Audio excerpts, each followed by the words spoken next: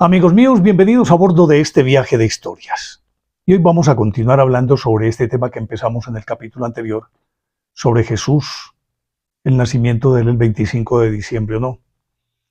Y es que alrededor de Jesús, naturalmente que hay muchísimas versiones, unas que tienen que ver, unas que están inscritas particularmente en el plano histórico y otras que tienen que ver exclusivamente con el plano espiritual. Nosotros nos ocupamos de la parte histórica, no de la parte espiritual. Pero de esto vamos a hablar después de invitarlos para que compartan y comenten estos contenidos con sus amistades alrededor de una buena taza de café. Los invito a que se suscriban en mi canal de YouTube, que es Néstor Armando Alzate, y lógico, ese es mi canal oficial. Denle me gusta, activen la campanita para recibir notificaciones.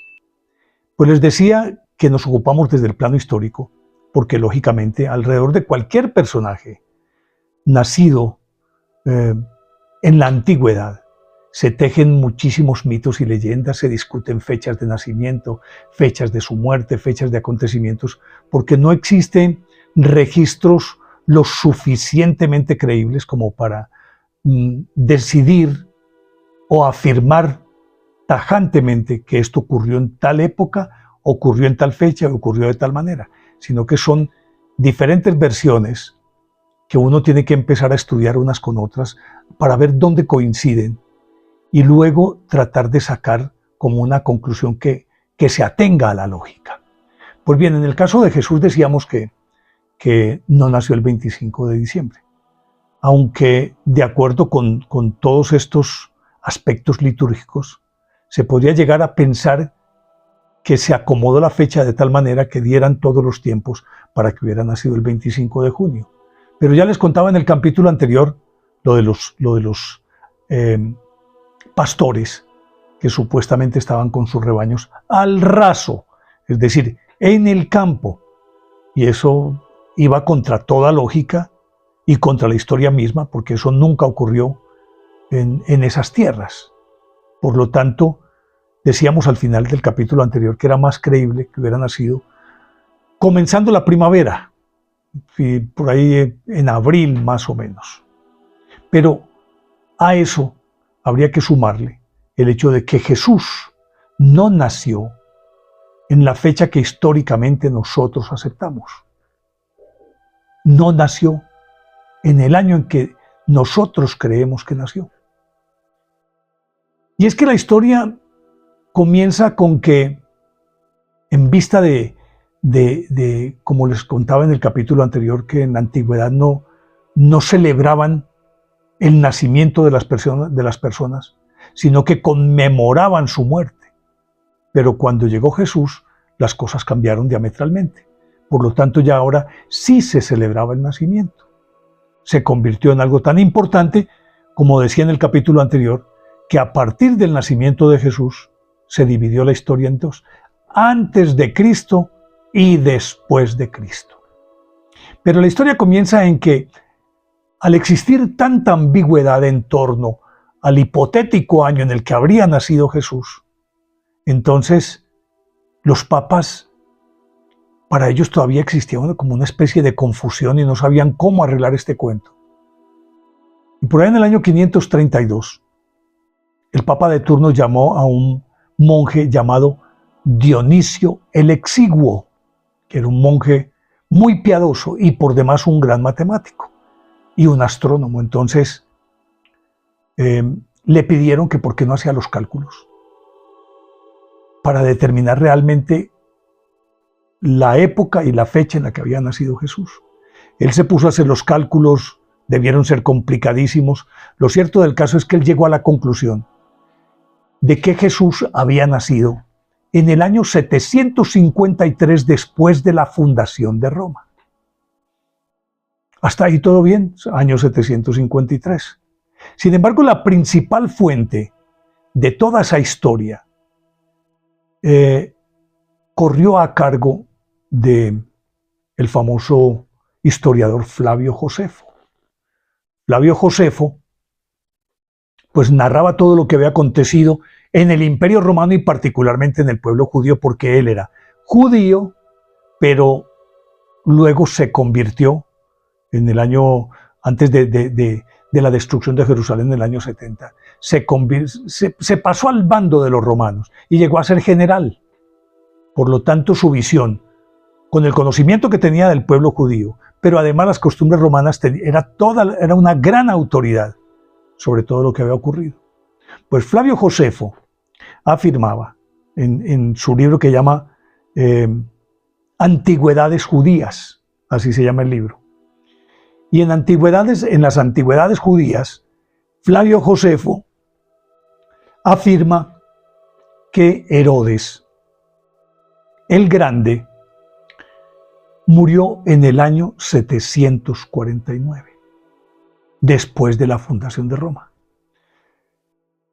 Cuando empezaron a confrontar los estudiosos estas dos fechas, dijeron, bueno, y entonces, ¿qué podemos hacer aquí? ¿A quién se le puede creer?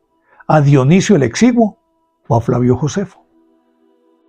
Por razones obvias, tenía más consistencia histórica Flavio Josefo. Y si eso era así, entonces, si Herodes había muerto en el 749 y Jesús nació en el 753, ¿cómo un muerto pudo haber perseguido a un niño 3 años después, casi 4 años después? Pero a este acerto le agrega Flavio Josefo que Herodes en efecto persiguió a los santos inocentes, a los niños, decretó una matanza de niños. Y resulta que él dijo que esos niños, a los que habría de perseguir y matar, debían estar entre 0 y 2 años. Entonces, si ya históricamente está comprobado que Herodes persiguió a los niños que tenían entre 0 y 2 años, y él murió en el 749, pero a uno de los perseguidos de esos niños era Jesús, que había en el 753, que había nacido en el 750, no casaba por ningún lado. No podían casar las cuentas. Sin embargo, pues la Iglesia se mantuvo en su punto de vista. En el 753 nació Jesús. Y se quedó así. Pero realmente, de acuerdo con estos documentos históricos, no pudo haber nacido en el 753. Ni riesgos. Cambiar esto por parte de la Iglesia implicaría un montón de cosas, como para empezar nomás, que Jesús entonces no comenzó su vida pública de 30 años. Que Jesús entonces habría muerto no de 33, sino por lo menos de 37, 38 años. Y explico por qué. Si nació en el 753, Herodes murió en el 749, persiguió a los niños 2 años antes de morirse, a los niños que estaban entre 0 y 2 años, no 2 años antes de morirse, sino que los persiguió, pudo ser por la misma época, a niños que hubieran nacido, que tuvieran entre 0 y 2 años. Entonces, haciendo esas cuentas, los 4 años desfasados entre la muerte de Herodes y el nacimiento de Jesús están ahí en la cuenta. Pero si se le agregan esos otros 2 años, que tendrían que dársele como beneficio de duda, no podríamos hablar de si cuando ocurrió la persecución Jesús tenía 3 meses, 5 meses, 6 meses. Habría que meterlo dentro de ese saco de los 2 años. Jesús estaba entre 0 y 2 años, pero no podríamos determinar si 1 año, 6 meses. No se puede determinar. Habría que darle los 2 años completos como gabela. Eso nos daría entonces que Jesús, de acuerdo con esto, debió haber nacido entre los años -6 y -7. Por dicho, Jesús nació antes de Cristo, según esto. Si nos remitimos a aquella forma de datar los acontecimientos, tendríamos que decir técnicamente que Jesús nació antes de Cristo. Y con estas cuentas, debió nacer entre el año -6 y -7. Cualquiera podría decir, pero bueno, y realmente solo se tienen esos 2 eventos y se deposita toda la credibilidad en Flavio Josefo, o se puede reforzar ese argumento.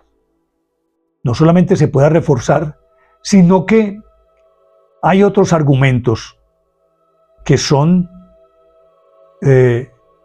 tan contundentes que no admiten discusión. Pues en la época en que nació Jesús, para que él naciera, de acuerdo con las profecías, debía hacerlo en Belén. En Belén porque Belén era la cuna de David. Jesús se supone que era de la estirpe de David a través de José y creo que a través de María. La profecía decía, la profecía de Miqueas, dice palabra más, palabra menos, tú, Belén de Efrata o Éfrata, que eres de las más pequeñas, pero de ti saldrá el gran Salvador, el Mesías. Aunque no lo digo, no tengo el texto, pues no es textual lo que estoy diciendo, sino que es más o menos lo que recuerdo.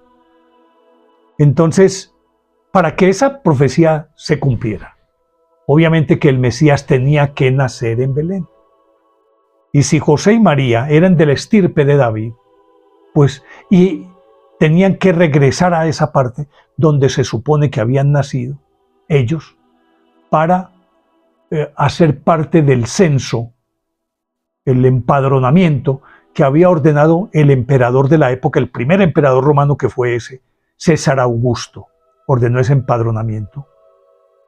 Y se lo ordenó a Quirinos, que era el gobernador de Siria, que administraba también a Israel. Y los documentos históricos indican que ese censo, ese empadronamiento, se ordenó entre el año 7 y el año 6, particularmente tirando hacia el 7. Ese empadronamiento se hizo entre el año 7 y el año 6 antes de Cristo. Y Flavio Josefo habla también de ese empadronamiento. Entonces ya van dos elementos, los que he contado de la muerte de Herodes, nacimiento de Jesús, la persecución de los niños y ahora este empadronamiento. Esto, lógicamente, que nos refuerza la idea de que, en efecto, Jesús tuvo que haber nacido antes. Porque si estaba en ese momento en Belén para el empadronamiento y nació allí, entonces no hay nada que discutir. Pero como para que no queden dudas de ninguna índole, pues resulta que en ese año, entre el -7 y el -6, ocurrió algo de lo que vino a hablar siglos después. Sí, más de 1000 años después, mucho más de 1000 años después. Johannes Kepler, el gran astrónomo. Que el gran astrónomo, que entre otras fue el que primero enunció las leyes de las órbitas, la órbita elíptica y todas esas cosas de los planetas. Creo que fue él. Él afirma que entre el año -7 y el año -6, estudiando el nacimiento de Jesús, hubo una conjunción planetaria. Una conjunción en la que varios planetas se alinearon y fueron tan brillantes que la tradición las conoce como la estrella de Belén. De eso vamos a hablar en otra oportunidad. Pero por lo pronto bástenos con que, de acuerdo con lo dicho por Johannes Kepler, y la reconstrucción que se ha hecho también con computadores y demás, que se hacen las proyecciones hacia atrás, y otros elementos, incluido Flavio Josefo, que afirma que hubo fenómenos celestes muy extraños ese año. Entonces, no habría lugar a dudas de que si están, miren todos los elementos cómo se van sumando.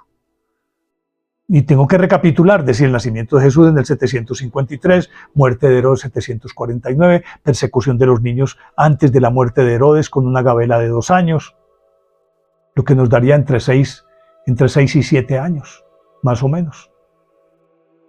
Y luego entonces el empadronamiento, que es históricamente se sabe qué ocurrió en esos años. Y luego se refuerza con que la estrella de Belén podría ser una conjunción planetaria que se dio justamente en aquella época. Con todos estos elementos, tenemos que llegar a concluir que necesariamente entonces Jesús sí nació antes de Cristo. Y esto, pues no cambia, digámoslo, no cambia la fe de la gente, de quienes creen, quienes pertenecen a la religión católica o al cristianismo en general, no cambia la percepción que se tiene de lo que hizo Jesús o no hizo. Porque pues esto yo creo que a la hora de la verdad no sería tan trascendente. Probablemente para quienes manejan pues números y cábalas, por cosas por el estilo, tal vez sí les dañaría mucho por el hecho de que entonces Jesús no empezó su ministerio de 30 años, ni murió de 33, sino que habría que anticipar las fechas, o correrlas más bien. Debió haber empezado de 37 años y casi morir de 40, según eso. Pero repito, yo creo que a la hora de la verdad, desde el punto de vista religioso y dogmático, no tiene ninguna incidencia. Pero sí es cierto entonces que Jesús no nació en el año en el que regularmente nos ubican, en el 753 después de la fundación de Roma, sino que debió haber nacido 7 años antes.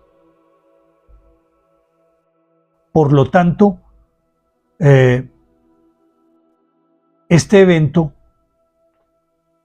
cambiaría no solamente todo lo que hemos pensado, sino que le daría una nueva perspectiva al cristianismo, desde el punto de vista no solamente de lo histórico, sino de lo conceptual, de lo dogmático y demás. Pero ahí dejo la cosa, simplemente porque todos estos elementos, todos estos datos nos llevan a pensar que quienes lo sostienen están en lo cierto. Entonces, completando con el capítulo anterior, Jesús no nació en el año que creíamos, ni nació el 25 de diciembre.